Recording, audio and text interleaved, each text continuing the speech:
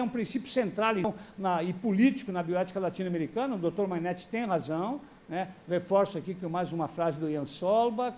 Eu só quero fechar com uma aqui, né? Só reforçar aqui, na bioética estadunidense, como já foi dito, a vulnerabilidade se relaciona basicamente com a incapacidade da emissão do consentimento informado. Na perspectiva latino-americana, por sua vez, a discussão se caracteriza por um foco político comprometido em identificar as formas de produção e de exploração das vulnerabilidades e das próprias pessoas vulneráveis, né, que se eternizam. Portanto, essas três visões, estadunidense, europeia e latino-americana, são bastante distintas, na medida em que focalizam dimensões diferentes da vulnerabilidade. Obrigado, Tiago, por essa parceria, viu, Tiago? A dimensão individualista na bioética norte-americana, a dimensão ontológica na bioética europeia e a dimensão político-social na bioética latino-americana. Concluindo, acreditamos que deveria ser abandonada a pretensão de busca de uma definição estática e universal para o princípio da vulnerabilidade. Tem que contextualizar, cada situação é uma situação. Pois no mundo concreto, os problemas e os conflitos estarão sempre em constante transformação. Além da dialética, né, da contradição. É também por essa razão que a definição de normas e de fundamentos teóricos para a vulnerabilidade necessitam ser compreendida como um processo dinâmico, permanente e aberto ao diálogo. É dinâmico, a sociedade se move. Afinal, o mais importante é buscar soluções concretas para os conflitos que envolvem as diferentes dimensões de vulnerabilidade do que encontrar uma definição única, meramente teórica e pretensamente verdadeira.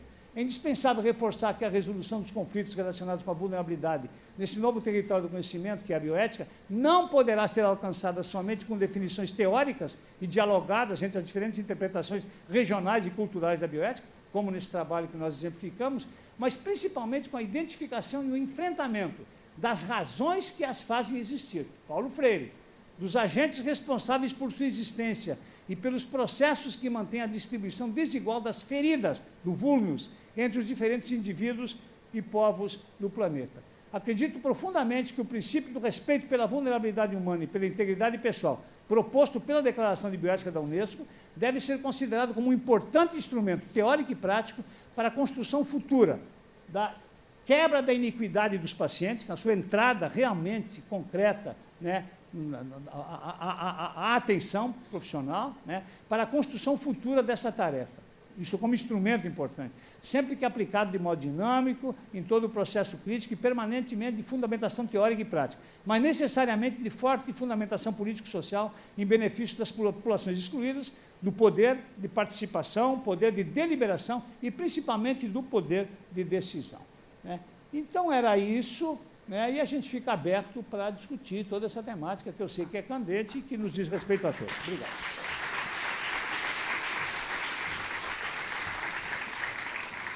Solicitamos aos palestrantes que refaçam a mesa e assim passo a palavra para Júlio Baldiceroto.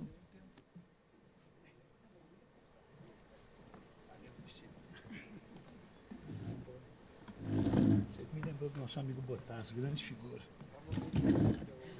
Ah, sim, obrigado. Ixi, não, esqueci.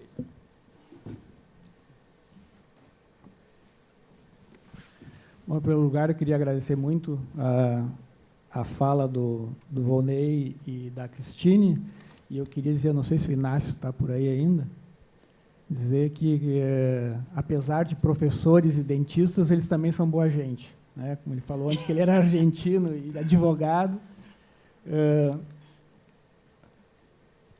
Bom, a gente tem um tempo, 10, 15 minutos, para a gente fazer um pequeno debate. Então, essa era a ideia. Eu estava até dizendo que, mesmo que a gente não tivesse tempo, eu ia transgredir as normas do evento, já que o doutor Amoretti, hoje de manhã, também, como coordenador, transgrediu as normas, então nós íamos abrir um tempo mínimo para algumas perguntas. Mas, como sobrou um tempinho, fica mais tranquilo, então vamos ficar dentro das normas e transgredindo ao mesmo tempo. Temos já algumas pessoas inscritas, o doutor Disseu, Suzana e... Como é que é teu nome? O Gabriel. 3 pessoas, a gente começa com uma rodada e, se tiver tempo, a gente abre de novo. Tem algum microfone por aí? Então, primeiro aqui o Dirceu. Ah, bom. Então, vai lá, Gabriel. Já está com o microfone na mão, começa. Oi. Faz favor, te apresenta e tu direciona a pergunta, se é para os dois, ou para o Volney, ou para a Cristine, ou, enfim, depois a gente... Quem sabe os três perguntam e a gente depois responde, né? Fazemos as 3 perguntas primeiro e depois eles respondem. Meu nome é Gabriel, eu trabalho com ouvidoria no Grupo Hospitalar Conceição, e, na verdade, é uma pergunta um pouco relacionada aos dois palestrantes de hoje e também ao tudo que nós ouvimos até agora.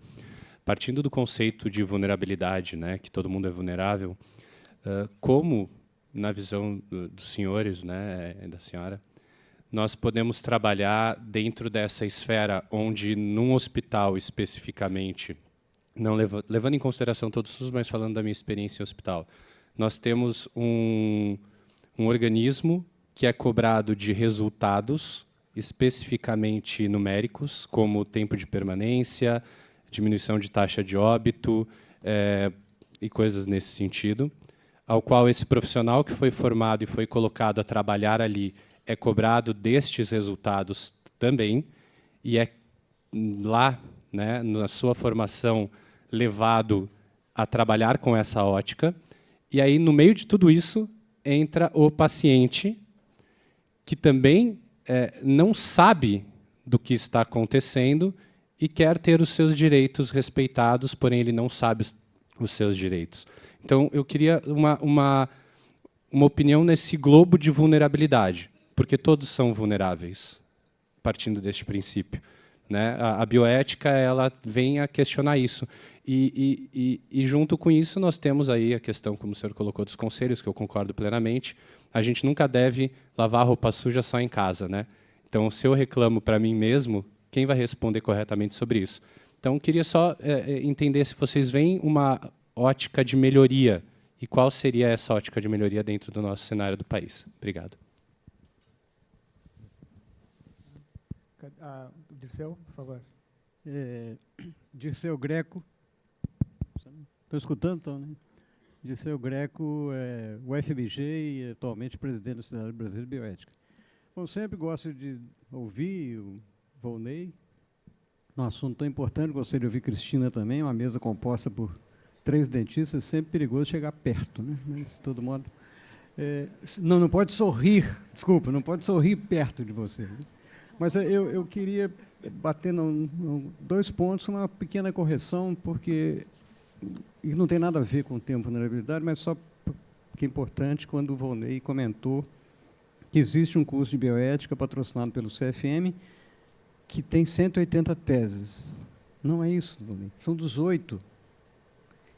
São 18 teses, tem 250 alunos matriculados, tem 18 teses defendidas. É pior ainda, da próxima vez você pode me citar, tá? Dessa vez falando assim.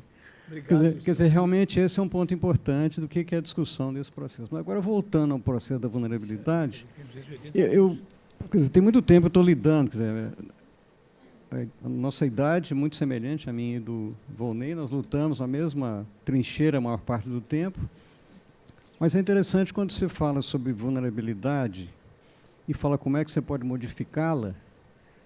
O diagnóstico, como eu falei ontem, é o diagnóstico de terra arrasada. Nós sabemos onde é que ela está. Sabemos onde ela fica, sabemos quem está atingido. Mas o atingido não participa. Eu tenho cobrado isso de vários locais e não estou cobrando aqui por ser nesse local. Né? Eu trabalho com HIV/AIDS há mais de 30 anos. E não tem nenhum congresso, nenhuma atividade de uma mesa qualquer do congresso de AIDS que não tenha um usuário participando intensamente na discussão. Que, na verdade, nós estamos falando de outras pessoas que não somos nós. Que é importantíssimo, não estou contra isso não. Muito claro que nós lutamos, nós dois principalmente, esse tempo todo, pelos outros, positivistamente. Talvez com a visão mais crítica, porque temos uma formação, não é marxista, mas é uma formação socialista intensa de muito tempo. Né? Mas eu fico pensando que essa discussão de nomear, e eu tenho um viés, já publiquei pelo menos 2 coisas sobre isso na revista Bioética, que eu acho que o termo emancipação, e é do Paulo Freire também, é de Karl Marx, eu acho que é melhor que libertação. Porque só emancipado, e mesmo que tenha uma confusão com o termo jurídico, quer dizer, só eu emancipado sou capaz de lutar pelo meu direito. Se eu for libertado, alguém me libertou. Se eu for empoderado, alguém me empoderou.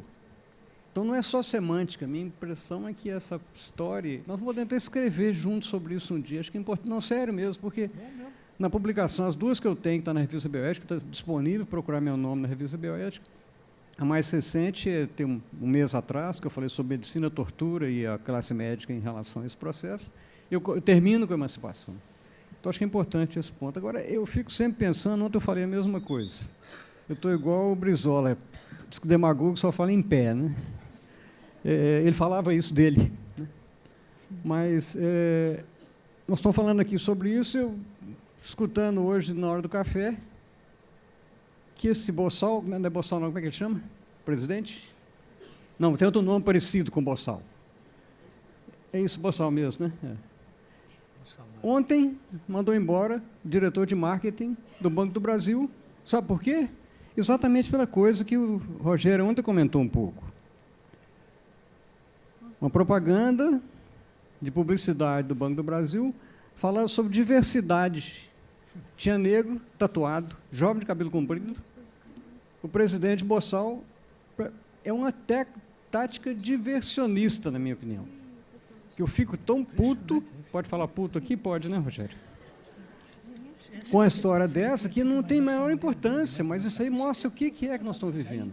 Tirou o processo, foi retirado, ontem mesmo retirado, e foi demitido o diretor de marketing. Quer dizer, nesse pano de fundo, Volney, você falou muito bem na história do CEP-CONEP, com toda a dificuldade dele, né, desse processo todo. Nós estamos vivendo, ontem não deu tempo, que me cortaram o tempo 3 vezes. Nunca mais volto aqui, já eu vou falei. ter que te cortar daqui a pouco também.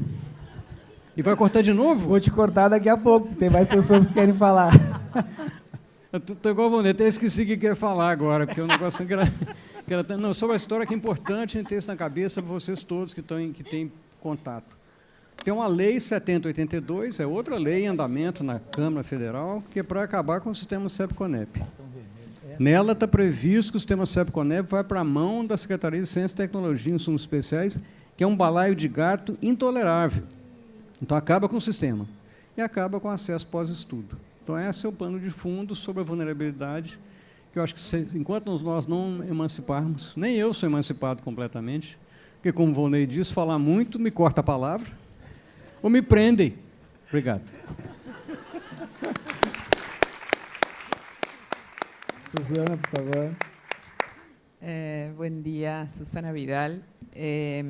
Bueno, gracias por esto, el concepto de emancipación, porque también yo ayer lo propuse para la relación clínica y comparto esa misma visión.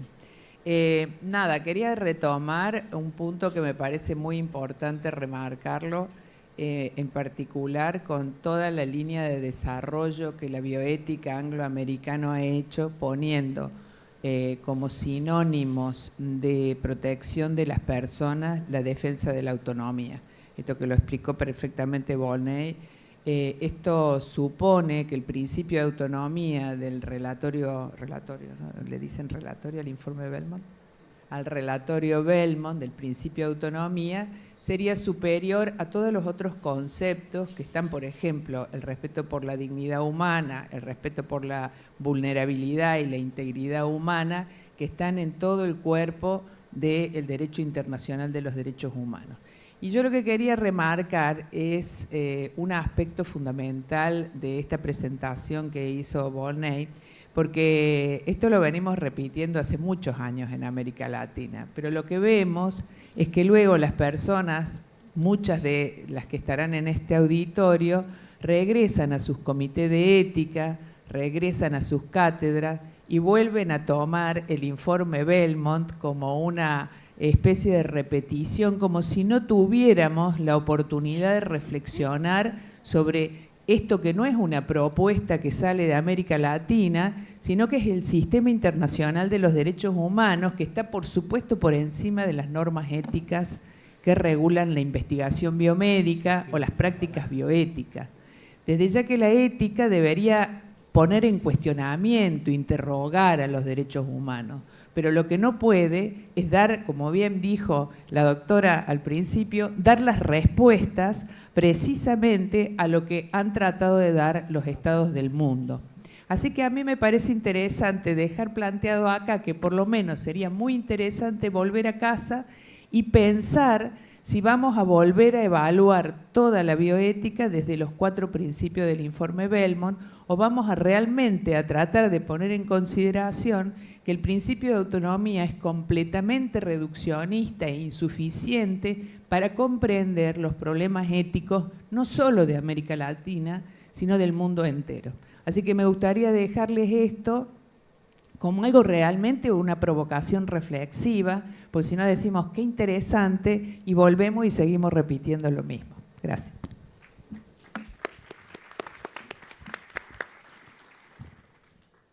Obrigado. Então, vou passar a palavra para o Volney e para a Cristine, para eles se manifestarem.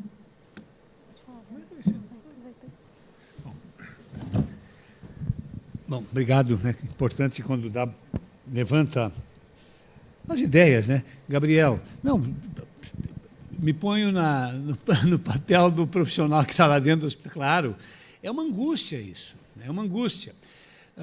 Esse é um macro problema, não é um micro problema, quer dizer, desculpa, vou pegar você como agente aí, né? Você está na ponta do sistema. Você é o mais vulnerável. Você, como paciente, você é um vulnerável do lado do sistema, né? Uma ocasião, eu fui dar um curso, a gente está trabalhando muito lá no nosso programa no UNB, né, com a bioética narrativa, depois da tese do Camilo, e eu acho que as narrativas são ótimas para reforçar alguns argumentos que a gente tem, facilitam muito. Eu fui dar um curso para 30 médicos para a Unimed, era um curso de MBA da Fundação Getúlio Vargas, do Rio de Janeiro, para 30 médicos em Vitória, no Espírito Santo. E eu comecei a dar alguns exemplos, né? E um exemplo que tinha acontecido naquela semana anterior, isso já faz mais de 10 anos isso. A Rede Globo entrou um sábado de noite, ao vivo, no Jornal Nacional, 50, 60 milhões de telespectadores, a câmara entra com aquela luz e um jovem repórter olha um quadro caótico no pronto-socorro de um hospital da Grande Vitória, em Cariacica, em Vitória, Espírito Santo. Tinha 4 pacientes terminais, um com um tiro, um com infarto, um quadro caótico, macas no corredor. A repórter, uma jovem, chega com o microfone para um jovem médico, 26, 27 anos, recém-formado, assim, que estava sozinho, ele e uma auxiliar de enfermagem, assim, doutor, qual dos 4 o senhor vai salvar? Ao vivo, 60 milhões de pessoas. E eu comecei a relatar esse caso. E um rapaz que estava bem no fundo, na última fileira, começou a ficar angustiado. Eu vi que ele ia desmaiar ou alguma coisa. Eu parei e perguntei, você está sentindo mal? Não, porque ele começou a fazer ruído, mexer a cadeira, né? Aí eu digo, você quer falar alguma coisa? Não. Aí eu insisti, não, você quer alguma ajuda nossa? Diz assim, professor, esse cara sou eu. E a minha vida não parou de me... É um suplício a minha vida depois desse dia. As pessoas me param na rua, porque eu sou conhecido, é aquele rapaz. Então, você vê, olha que essa pergunta não pode ser reportada à ética da responsabilidade individual daquele sujeito que está lá na ponta do sistema. Isso é uma ética da responsabilidade pública do Estado, pela qual não só o Estado, o governo, os governos são transitórios, mas o Estado é permanente. O Estado tem responsabilidade. Então, o Hans Jonas trabalha isso. Há uma ética da responsabilidade pública, que é coletiva, há uma ética da responsabilidade individual, que é nossa, e uma planetária, diante do meio ambiente. Então, nesse caso da ética da responsabilidade pública, é essa coisa de recurso de saúde, alocação de recursos. Mas, no momento que o Brasil, hoje, 47% dos gastos em saúde apenas são públicos, quando a Inglaterra é quase 85%, mais de 85%, 85,7%, isso aí é chocante, e claro que é angustiante. Então, a gente se angustia. Pessoas mais antigas, como Dirceu, eu, a Aline, né, vocês, a gente está nessa luta há muito tempo, mas é angustiante, né? A gente não vai arrefecer. Aí um grande escritor aqui da nossa terra, o Érico Veríssimo, dizia, né, no último livro dele, o Solo de Clarineta, né, se apagarem a minha luz, né, eu vou ficar lá na sala e eu acendo uma lanterna. Se apagarem a minha lanterna, eu acendo uma vela. Se apagarem a minha vela, eu vou acendendo todos os fósforos que eu tenho. E se acabarem meus fósforos, eu vou ficar lá, no escuro, para saberem que tem alguém que está resistindo, né? Então, é muito difícil, eu não tenho resposta, porque essa angústia a gente sente, né? Eu me lembro, viu, Dirceu, em 98, o Gabriel Ozelka, eu e o Sérgio Ibiapima, éramos os editores da revista Bioética CFM. E nós decidimos fazer um número especial sobre a alocação de recursos em saúde. E nós convidamos os melhores caras do Brasil na época, economista de saúde, aquele menino lá de Belo Horizonte, como era o nome dele? Você lembra? Um economista de Belo Horizonte, bom demais. Enfim, né? O Eleutério, o Rodrigues Neto. Aí vieram os artigos que nós encomendamos, para os 10 caras que a gente achava os melhores do Brasil, sobre alocação de recursos em saúde e priorização. Rapaz, foi uma tragédia. Não é que os trabalhos fossem ruins. Eu comparava assim, de ser um muro de borracha, os italianos chamam muro de goma, batia e voltava, porque são temas muito difíceis. Eu acho que esse é um dos temas mais difíceis para a bioética, né? Você discutir acesso dentro de sistemas iníquos de acesso à saúde, dentro de um sistema universal como o nosso, que está na nossa legislação, está na nossa Constituição, na Carta Magna, e que a gente tem dificuldade. Então, é isso, né? Quer dizer, claro, estoura lá na ponta, né? Então, é a frágil resposta que eu tenho para te dar, viu, Gabriel? Infelizmente. E espero que pessoas como você continuem resistindo lá. Tá bom? Dirceu, amigo, pô, ótimo, eu não já li essas obras, foi um pouco para te provocar também. Né? mas, Suzana, mas veja, eu não vou contrapor, mas eu vou fazer um argumento por que eu uso a questão da libertação. Eu trabalho há muitos anos com a dialética como método, eu não gosto da lógica formal, né? Quando nós fizemos o Congresso Mundial de Bioética de 2002, nós levamos 6 meses discutindo, foi o maior congresso mundial já feito de bioética, 1.400 pessoas em Brasília, 62 países, foi caríssimo para pagar, nós tínhamos 110 convidados estrangeiros, imaginem pagar 110 passagens em dólar. Só que aconteceu o seguinte, o congresso era de 28 de outubro a 2 de novembro de 2002, e o Lula tinha ganho as eleições. E o dólar, que era 1,85, subiu para 3,96. Então, as passagens que iam custar, digamos, 400 mil reais, foram para 800 mil em dólar. Vocês estão se dando conta? Eu era o presidente do Congresso. E o meu amigo Léo Pessini, valoroso no lado ali, nós dois segurando as pontas, porque era com a gente a coisa. Foi difícil, foi difícil. Conseguimos, na época eu fui esperto, eu convidei o Marco Maciel para presidente de honra. O pessoal me criticou muito, pô, vai convidar o Marco Maciel para presidente de honra, o cara do DEM, hoje o PFL, né? Mas ele tinha feito a primeira lei de biossegurança no Brasil em 1985, quando senador. E ele foi a nossa salvação, porque ele me mandou lá na Petrobras, no Banco do Brasil, e resolvemos, nós conseguimos pagar, né? Mas o Congresso ia ter como tema, nós começamos a discutir muito a discussão, e o tema foi poder, em 2002, power, o poder, era bioética. Se nós tivéssemos usado a lógica formal, seria bioética, poder e justiça. Mas nós usamos a ótica dialética, o inverso, o contrassenso. Bioética, poder e injustiça. Porque o poder, derivado do desenvolvimento científico e tecnológico, tem gerado inacessibilidade. As descobertas são hoje antidemocráticas por inacessíveis à maioria das populações, né? E aí eu quero chegar na emancipação. Quer dizer, a minha lógica é dialética. Eu sou marxista. Então, eu só penso historicamente. E no Brasil, assim como os códigos de ética se tornaram codificados, eles são deontológicos, duramente deontológicos, historicamente, os 10 mandamentos, o Código de Ética Profissional, etc., eles são codificados. A ética se tornou hoje muito burocrática, por isso que eu prefiro trabalhar muito com moralidade, com contextualizações. O mores é o que está dentro de cada um de nós, nas nossas famílias, na igreja que nós frequentamos, no partido político que nós defendemos, enfim, nas nossas ideias centrais.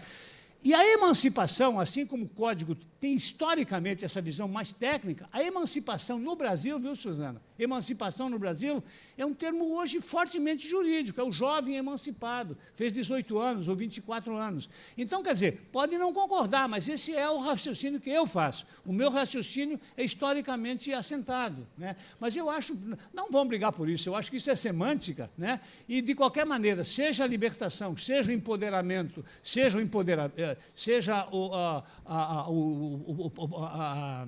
a emancipação, né, são expressões fortes, eu acho que enriquecem essa discussão, eu diria, asséptica, até certo ponto, da autonomia, que tem que ser revista no Brasil, né? Então, é por isso, me disse, tomara que a gente sente para escrever um pouquinho junto sobre isso. Que bom, ficarei muito honrado, não temos nenhum trabalho publicado junto. Pô, Dirceu é professor emérito da Federal de Minas Gerais, né? Como eu não aposentei ainda, eu não sei se os caras vão me dar lá na UNB, porque eu já fiz muita confusão lá. Suzana, então isso aqui, eu acho que já dialoguei um pouco sobre isso e passo para a Cristina. Então, Gabriel, você bem sucinta, mas eu acho que esse é um tema que me interessa muito. Eu acho que tu estás falando da gestão do trabalho, da estandardização do trabalho. Nós temos alguns autores que estudam isso, né? Não tem como falar de ética sem pensar o processo de trabalho, né? A gente tem tido no SUS alguns programas de avaliação que são extremamente quantitativos, né? A gente tem visto os profissionais se suicidando, profissionais da área da saúde, né? O suicídio no trabalho também é um indicador que tem que ser analisado. Eu acho que realmente existe uma vulnerabilização que precisa ser trabalhada, né? Porque, enfim, não tem como pensar o direito do paciente num espaço em que não existe espaço de debates de valores, né, de discussão coletiva dos trabalhadores, né? Então, é duro, mas eu acho que a gente tem que buscar isso. A educação permanente em saúde talvez seja um dos espaços que a gente possa tentar construir, né, um espaço mais saudável.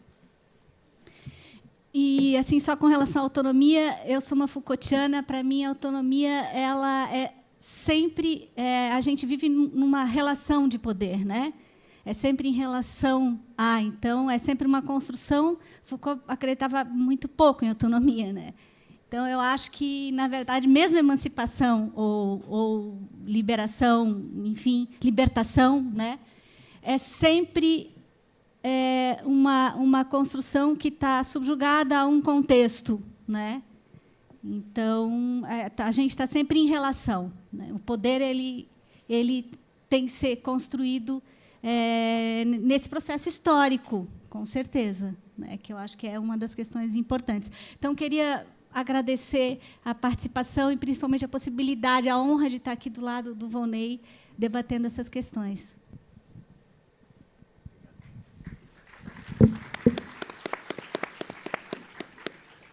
Bom, eu queria, então, finalizar essa mesa de hoje agradecendo muito ao Volney e à Cristine e a todos que permaneceram até agora. Nós transgredimos 10 minutos no tempo, mas eu acho que foi por uma boa causa.